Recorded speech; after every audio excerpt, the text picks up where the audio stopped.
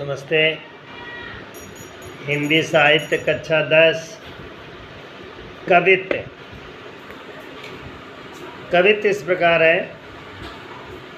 देव का लिखा हुआ है, पेज संख्या 22। फटिक सिलानी सो सुधर्यो सुधा मंदिर, उदधि दधि कोसो अधिकाई उमगे अमंद।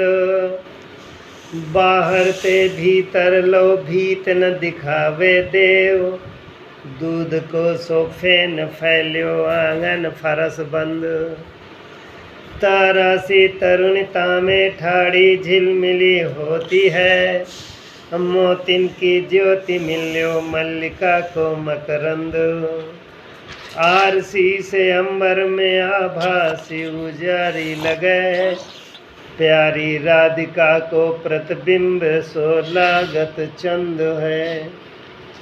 देव जी ने कहा है, राधा जी रात्रि के समय बैशिला पर बैठी हुई हैं, कृष्ण की याद कर रही हैं, कृष्ण की याद में मधुर कल्पनाओं में खोई हुई हैं।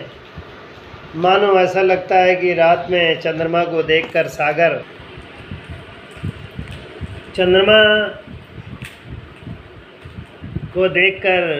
में उठान आता है, जिसे ज्वार कहते हैं।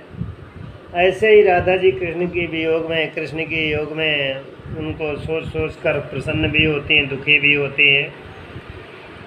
देव कवि जी कहते हैं, बाहर से भीतर तक जिधर देखो उधर ही चित्र दिखाई देता है।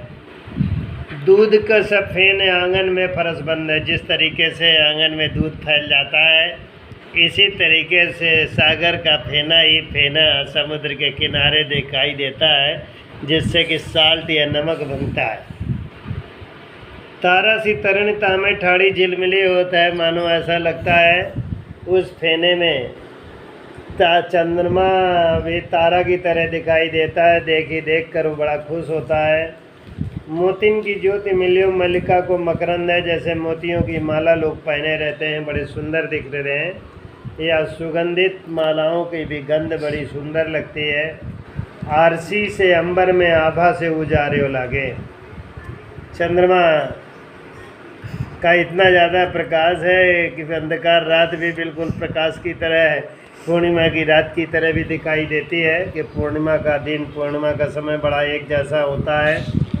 प्यारी राधिका को प्रतिबिंब सो लागत चंद है। ऐसे ही प्रतिबिंब में भी कृष्ण के दर्शन होते हैं, इसलिए राधा जी उसे पाने का प्रयास करती हैं।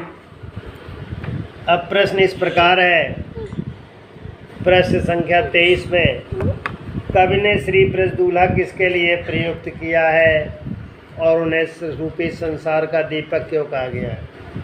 उत्तर इस प्रकार है, कवि ने ब्रज दूल्हा श्री कृष्ण के लिए प्रयुक्त किया है और उन्हें संसार रूपी मंदिर का दीपक इसलिए कहा गया है क्योंकि इस प्रकार मंदिर का दीपक मंदिर में प्रकाश फैलाता है।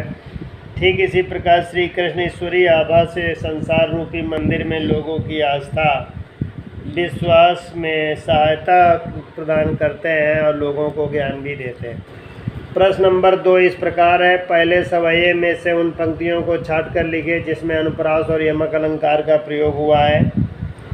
उत्तर इस प्रकार है, अनुप्रास अलंकार का प्रयोग इस प्रकार है, कटिकिंग कनिके पट पीत ही तुलसो, पट पीत ही तुलसो में अनुप्रास अलंकार है। रूपक अलंकार के उदाहरण इस प्रकार है, मुख चंद जग मंदिर दीपक।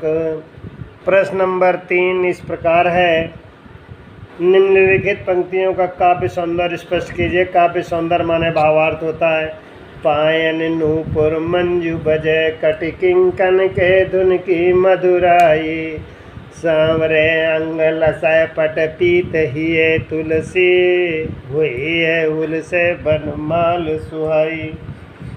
इसका अर्थ इस प्रकार है, यह ब्रज भाषा में लिखा गया है। कवि ने श्री कृष्ण की वंदना स्तुति तथा उसके साथ साथ वेशभूषा रूप सौंदर्य का भी सुंदर चित्रण किया है। श्रृंगार रस का चित्र बड़ा ही मनमोहक है। सवैया छंद का सकुशल प्रयोग है। दृश्य बिंब है।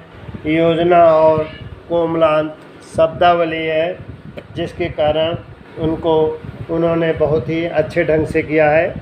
विद्यार्थी इस काव्य सौंदर्य लिखेंगे पृष्ठ संख्या 23 में, जो इस प्रकार है। पायन नूपर मंजू बने, कटकिंकन के धुन की मधुराई, सांवरे अंग लसय पट ही पीत ही है हुलसी बनमाल सुहाई। अर्थ लिखेंगे।